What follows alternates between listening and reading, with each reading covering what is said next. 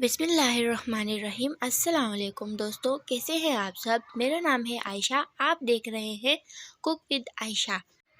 آج میں آپ لوگ کے لیے لے کر آئی ہوں سیلیڈ ریسیپی۔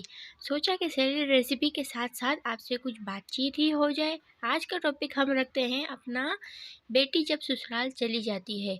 بیٹیاں شادی کے بعد بہت حساس ہو جاتی ہیں، اپنا ہر دکھ اور تکلیف اپنے تک ہی رکھتی ہے، نہ ہی سسرال بتا پاتی ہے اور نہ ہی اپنے میکے والوں کو۔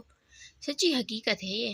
اللہ تعالیٰ جن سے خوش ہوتے ہیں وہ ان کو بیٹی عطا کرتے ہیں۔ بیٹیاں اللہ کی رحمت کی نشانی ہوتی ہے، لیکن ہمارے معاشرے میں ابھی بھی کچھ لوگ ایسے ہیں جو بیٹیوں کو رحمت کے بجائے زحمت سمجھتے ہیں، جبکہ بیٹی ہی ہوتی ہے جس کی وجہ سے گھر میں رونق ہوتی ہے، اور بیٹی کو ایک نہ ایک دن گھر چھوڑ کے جانا پڑتا ہے اور اسے ایک نئے ماحول کا سامنا کرنا پڑتا ہے۔ یہاں خوشیاں اسے قسمت سے ہی ملتی ہے، اور ماں باپ کے ہاتھ میں اگر ہو تو وہ اپنی بیٹیوں کی قسمت اپنے ہاتھوں سے لکھے۔ جب سسرال چلی جاتی ہے تو ان کو اپنی عادت، اپنا رہن سہن، اپنی پسند اور ناپسند بدلنی پڑتی ہے، جو کہ اس کے لیے بہت ہی مشکل ہوتا ہے۔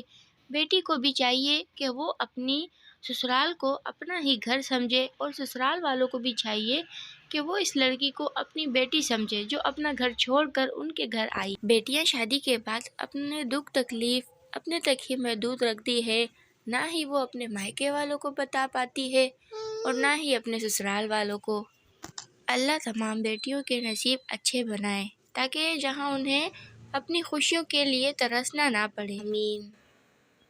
اللہ ہر بیٹی کو ایسا سسرال والے دے جو اسے اپنی بیٹی کی طرح لاڈ پیار دے۔